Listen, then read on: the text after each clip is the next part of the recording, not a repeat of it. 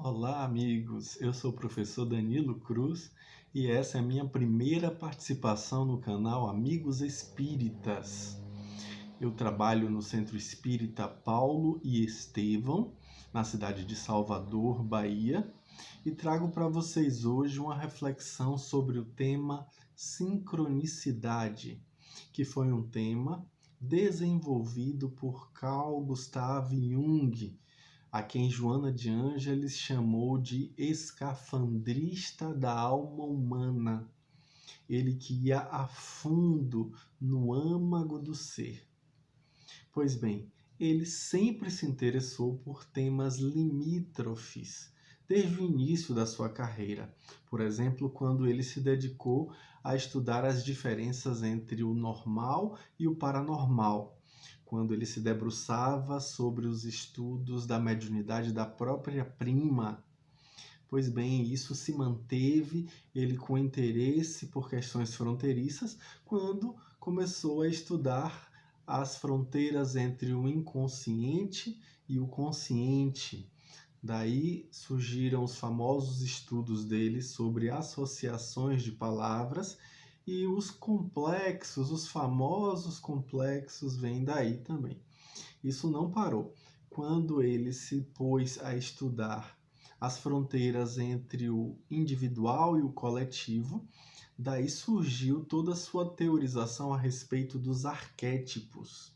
Não foi diferente também quando ele começou a fazer estudos a respeito da diferença entre o psíquico e o não psíquico.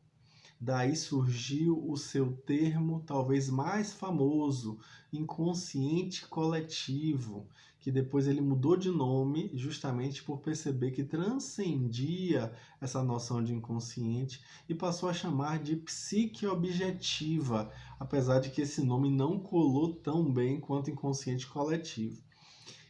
Debruçado sobre temas fronteiriços, ele prosseguiu para fazer estudos a respeito da diferença, da fronteira entre matéria e espírito.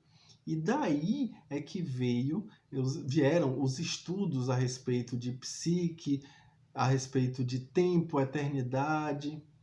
E aí ele cunhou o termo sincronicidade, como sendo uma vinculação entre o self, ou seja, o si mesmo, que é essa nossa essência mais profunda, e assuntos da cosmologia, que se referem a todo o universo que nos cerca. Então, com isso, ele vai tentar encontrar uma profunda e oculta ordem e unidade entre tudo que existe.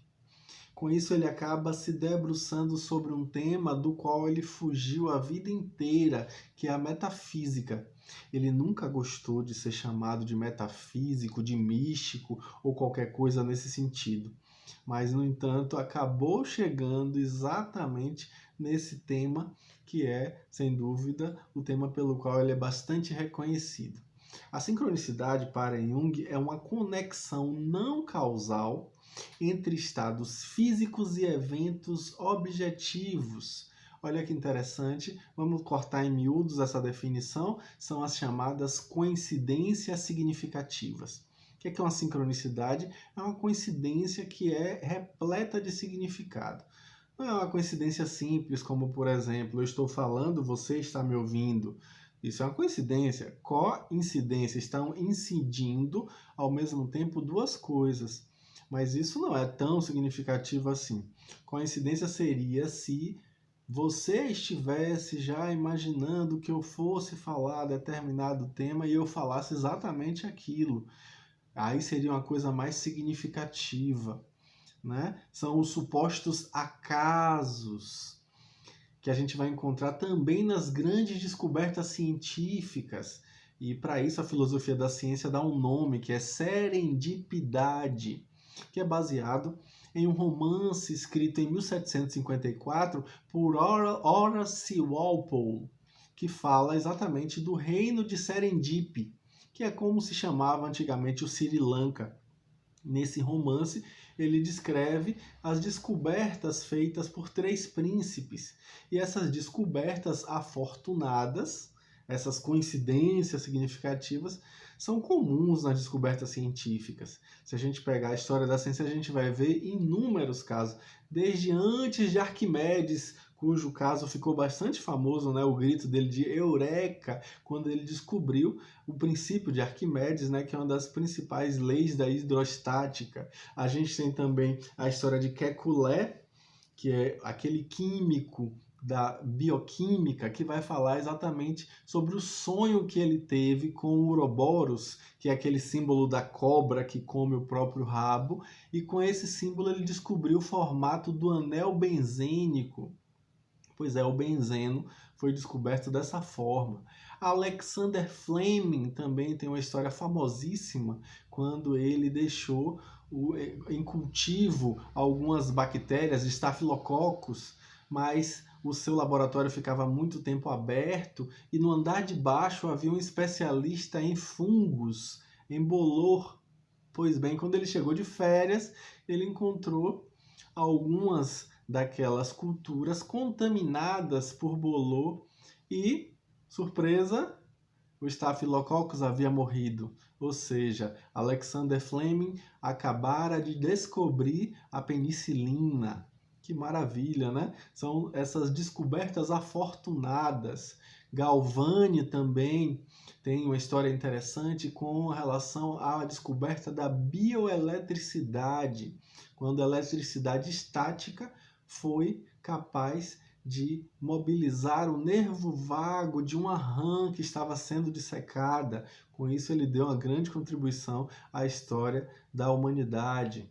Também temos o caso de John Cade, que começou a injetar urato de lítio em cobaias para tentar compreender a questão da urina dos seus pacientes que estavam em mania, que supostamente era muito concentrada, e ele descobriu que os pacientes ficavam mais tranquilos e as cobaias também quando eram colocadas com urato de lítio. Ou seja, ele acabou de descobrir o lítio, um dos principais eutimizantes da história da psiquiatria e um dos principais remédios para os casos de mania grave. Pois bem, esses são apenas alguns, eu teria inúmeros outros casos para ilustrar essas sincronicidades que a filosofia da ciência chama de serendipidade. Pois bem, são inúmeras circunstâncias, e aí Jung vai se debruçar sobre esse tema tentando encontrar uma justificativa para esse acontecimento em termos psicológicos.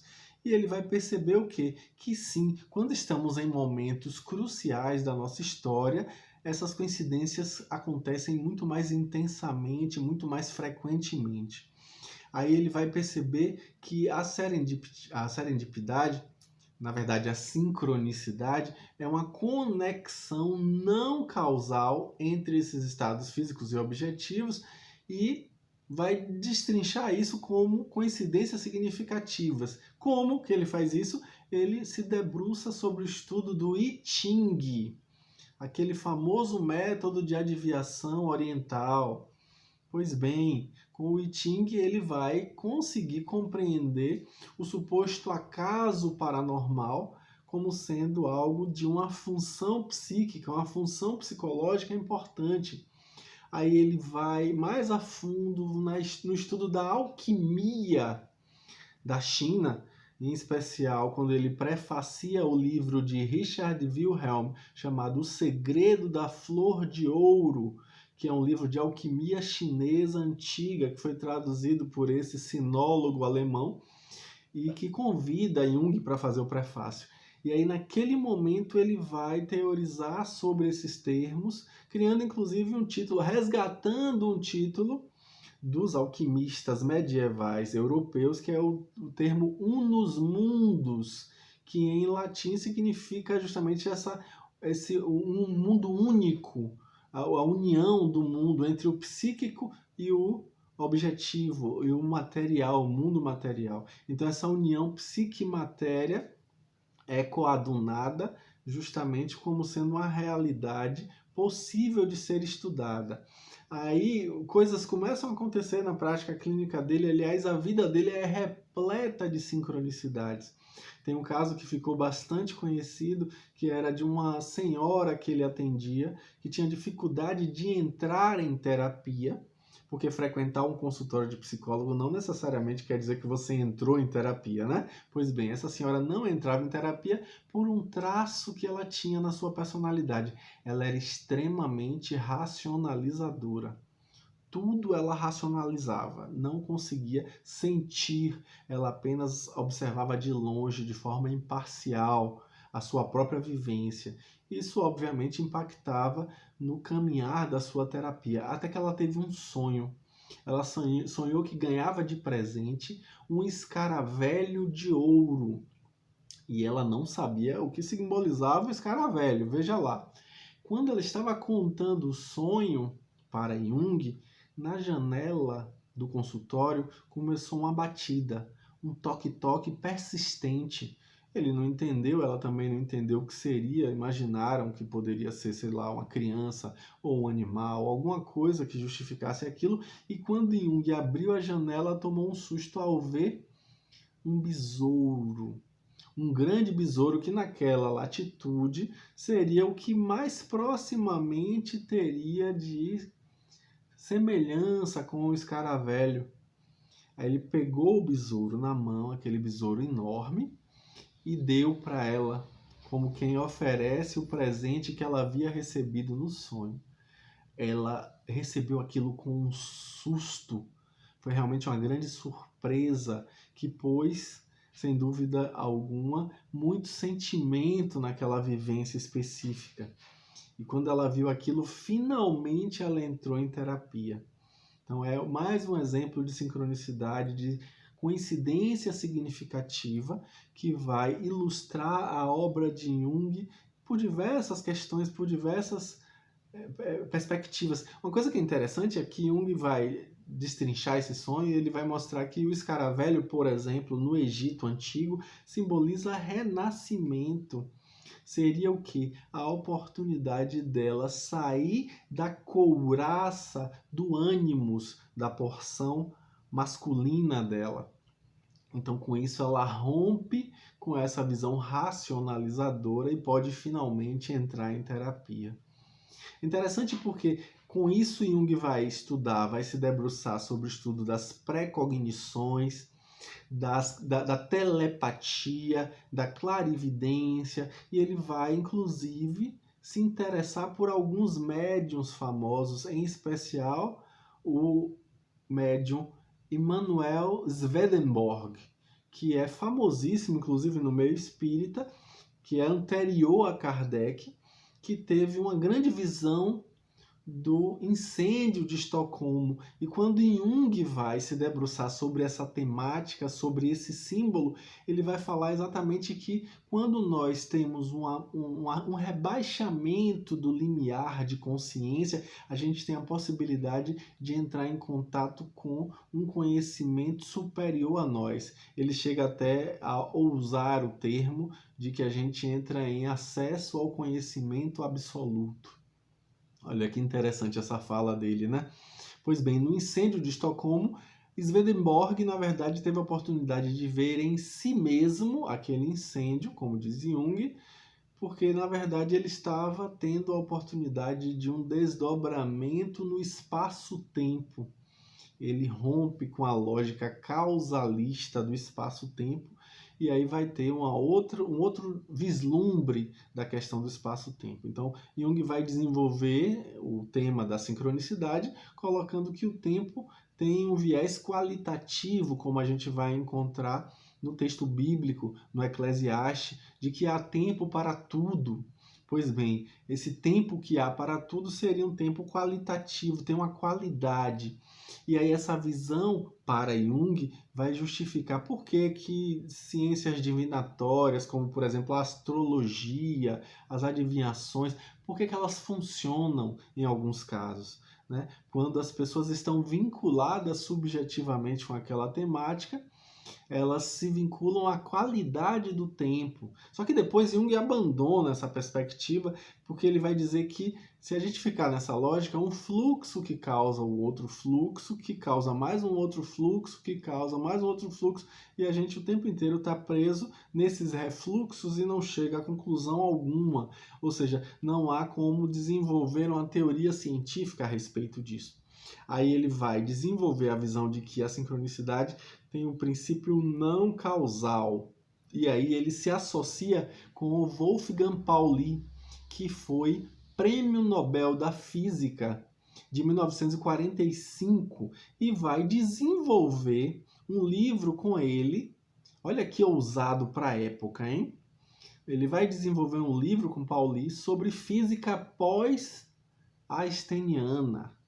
E aí ele vai estudar, por exemplo, fazer experimentos com astrologia. Olha que curioso, né? Ele vai pedir mapa astral de pessoas que se deram bem no casamento. E aí vai analisar as hipóteses que astrologicamente justificariam isso. E quando ele recebe a primeira leva de mapas astrais, ele percebe que a teoria inicial de que haveria uma conjunção astral específica se colocava muito bem. Só que havia outra hipótese possível, então ele pediu uma nova leva de mapas astrais. E essa nova hipótese foi confirmada na segunda leva. Aí ele ficou meio assim, sem saber exatamente que consideração ele poderia ter, e aí surgiu uma terceira hipótese, e aí ele pediu uma nova leva, e aí novamente essa terceira hipótese foi confirmada.